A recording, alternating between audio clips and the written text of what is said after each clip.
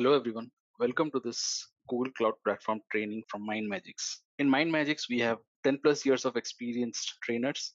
We have reputed corporates around the globe. We have over 9 years of experience in serving e-learning industry. We have 450,000 professionals who have got trained from us and they have been certified. We are industry ready and have certification based curriculum. We also provide technologies delivering live online trainings, corporate trainings, and self paced videos. Now, about the trainer, I have over 12 years of experience in IT, 10 years of experience in working with cloud platforms and data engineering tools such as Azure and Google Cloud. Personally, I am a logic driven person and strongly believe in fact based decision making. So in today's agenda we will be discussing about how to get started with Google Cloud. I'll be introducing you to Google Cloud and the different components, how to set up the environment, the GCP software requirement, the GCP benefits and its competitors. So if you can see these, this will be the overall course curriculum. The total course will be like 30 hours.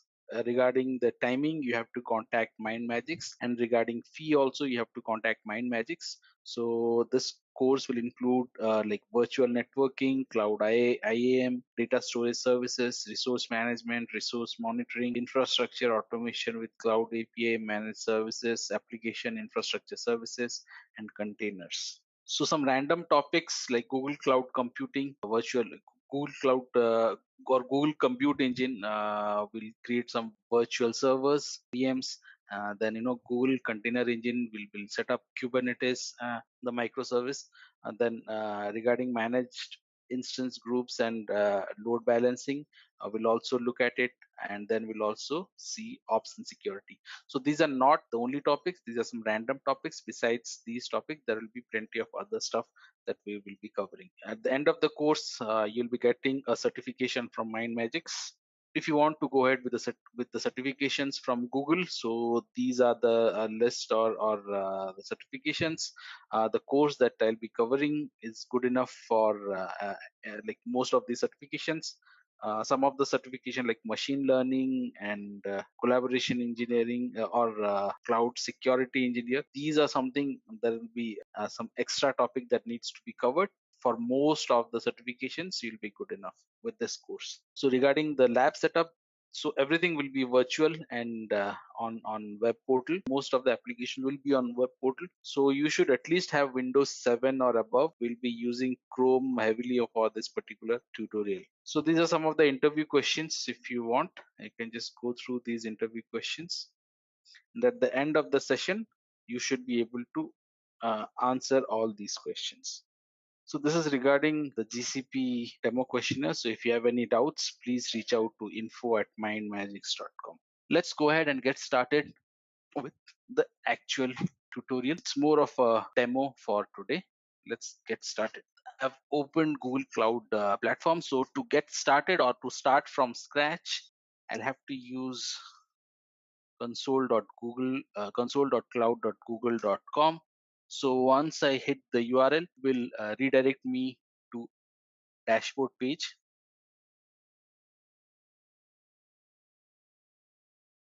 It will redirect me to a dashboard page. If you see in this particular page, I have all these widgets which give me information about the projects that I have, the resources that I have been using, the compute engine, the APIs that I have been using.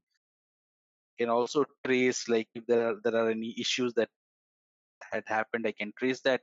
So or any other data that I have, I can trace that. If in case I have any API requests, I can also trace that. So if I want to create a customized dashboard, so I can create a customized dashboard.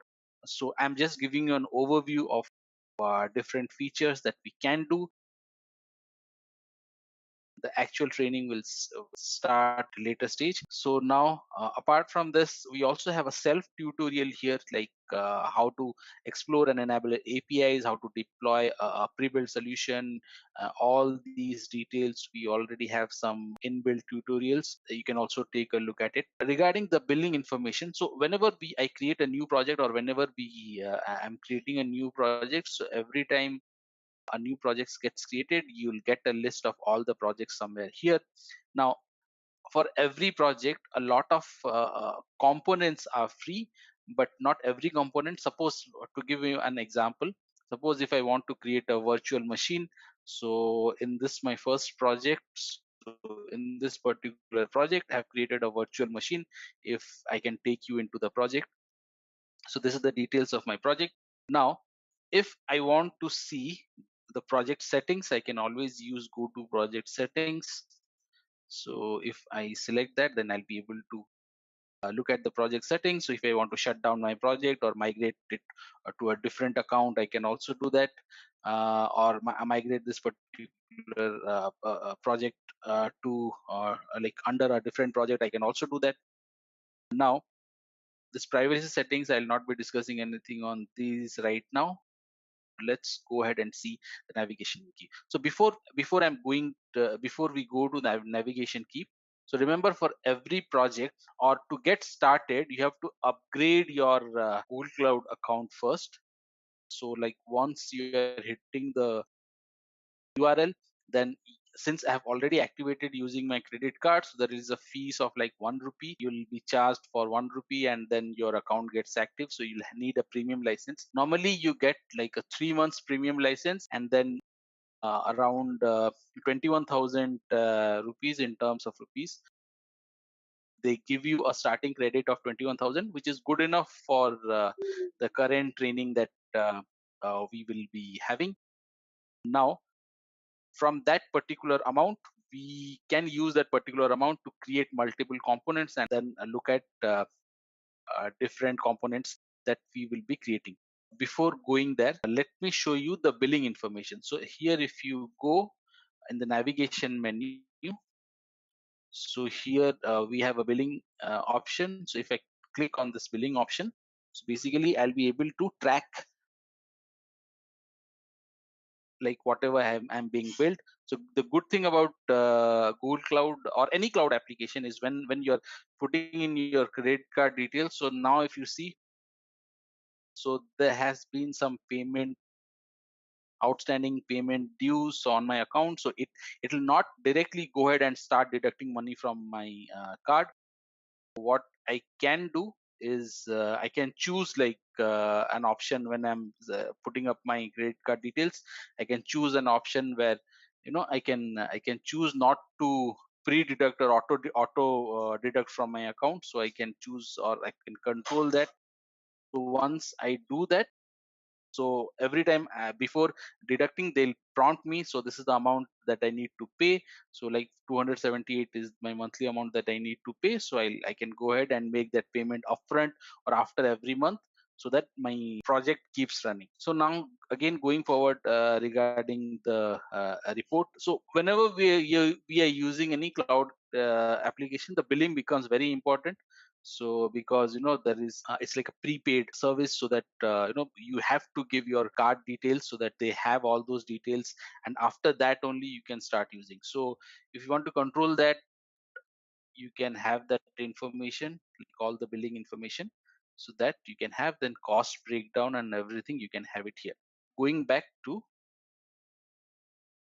the application, so now let's go ahead and take a look at different components that we have.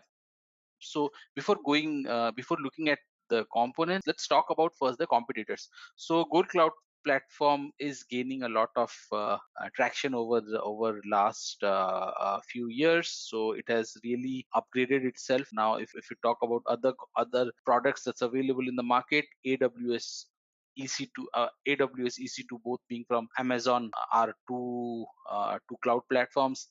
Then we also have Microsoft Azure. So to have like the popular applications that are being used for the cloud platform. Let's go ahead and then take a look at different components. So from this navigation menu, I can click on this navigation menu, and then I'll have all the components here listed down.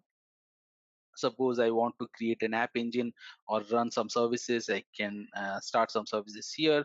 I can look at the dashboards. Now for compute engine, if I want to create a VM instance, I'll show you how to create a VM instance and how to log into a VM in this particular tutorial or in this particular demo. So if I want to have a VM instance, and then instant templates.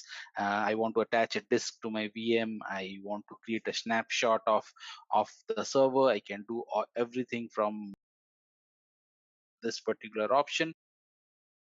Again, coming to Kubernetes or GC. So here, if I want to create clusters or workloads and then create services, I can do it from here. Then we also have other components like cloud functions, cloud run, VMware engines, like inbuilt VMware engines. Then we have these storage facilities like file storage, data transfer. We also have big tables data store. If we are migrating database migration, there is a great application here for database migration. Seamlessly we can migrate our database. Then we have a SQL. If I want to create, if I don't want to create a VM, I want to just create a SQL instance, I can also create a SQL instance, and then I can use the SQL instance, and then using some IDE or front end application, I can just connect locally on my system. Then there are also other options like VPC, network services, hybrid connectivity. So in detail, we'll have a discussion as we start the actual training. Then coming back to other components. So we have this data proc, PubSub, all these topics. For IoT also we have something IoT core. Then this is quite popular. This is gaining quite popularity, like BigQuery. So this is more for big data. So if I want to use big data, so I can use this BigQuery. It has number of components like SQL workspace, data transfers. We can create pipelines. Then we also have this BI engine. Can do all those stuff. So if you take a look at it, we have again coming back to more options. For AI, we have a number of options. For NLPs, we have a natural language processing option. Then there are a couple of AI platform options. But as we go along, we will be learning how to create a Jupyter Notebook instance, then how to handle Hadoop clusters, then so like in video intelligence. So there's a lot of features on this one. So whenever we are creating a solution, or whenever I'll not say solution, or whenever we are using an application among these options, so we can directly use the UI to create an application. For instance, if you want to automate, we also have a script option just like you have a PowerShell in Windows. There is a active cloud shell available in Google Cloud Platform. So if I'm using this active cloud shell, so if I'm using it, so it will take like a couple of seconds.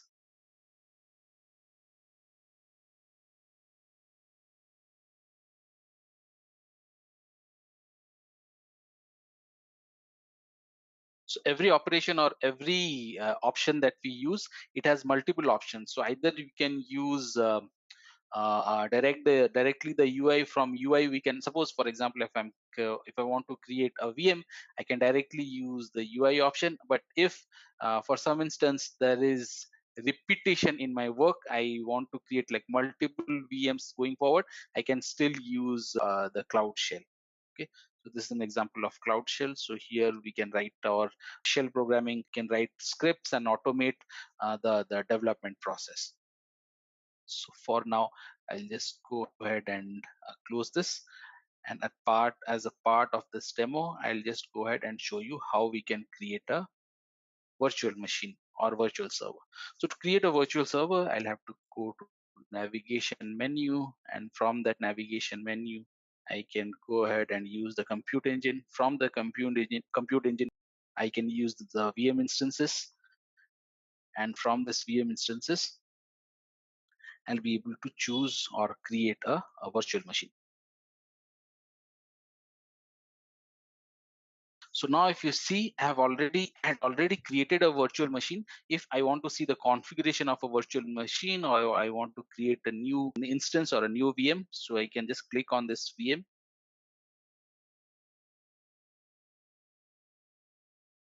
And once I click on this VM, I can name it, name the VM. So as I go along, I'll see the monthly estimate. So the machine type, I can choose what type of machine I want. the configuration, like what is the CPU and the memory, I can choose that. For now, I'll not be creating exactly. I'll not be creating. I'll show you these options. Then what type of operating system I want. For now, by default, if you see, it has selected like a Debian GNU Linux 10 Buster OS. But if I want to change it to Windows, I can always do that. So if I go here and then I choose Windows Server, Ubuntu, whatever I want, then which version I want, I can choose which version I want. So I have these options here. So depending on my needs, I can select a certain version of Windows. So for now, and then if I want to set up a persistent disk or a standard persistent disk, so the details of it we will discuss as we go forward. Um, and then the size of the disk, if I want to if I want to assign the size of the disk like 100 GB or something, depending my needs, so I can also make that change and assign it. Or else, if there is already an existing system, if there is already an existing VM, I want to recreate that VM, I can just use the snapshot option. Now for instance, if I'm having a VM, let me just go back. There is already an existing VM, so I would like to create a snapshot of that VM. I can use a snapshot option here somewhere.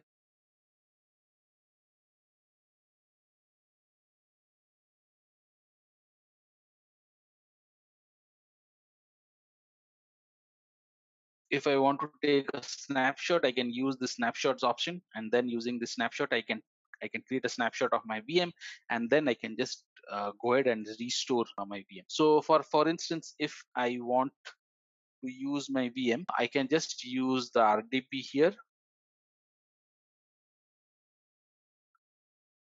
I can just use the RDP, or else I can just download the RDP as well.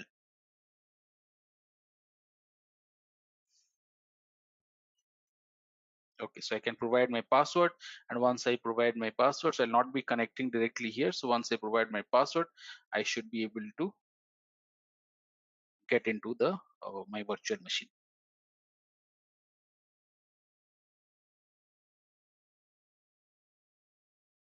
This is how we can create virtual machines. And then if I don't want my virtual machine to keep running, so for now this particular virtual machine is running. So if I want to stop it, I can stop, suspend, then reset, look at the details, and then look at the monitoring tools. Even the IP address, if I want, like this is a dynamic IP address I have set for this virtual machine. If going forward, if I want to set up something static, then there are also ways in the settings we can configure and set up static IP address. So with this demo, I think we are good enough. Thank you for joining.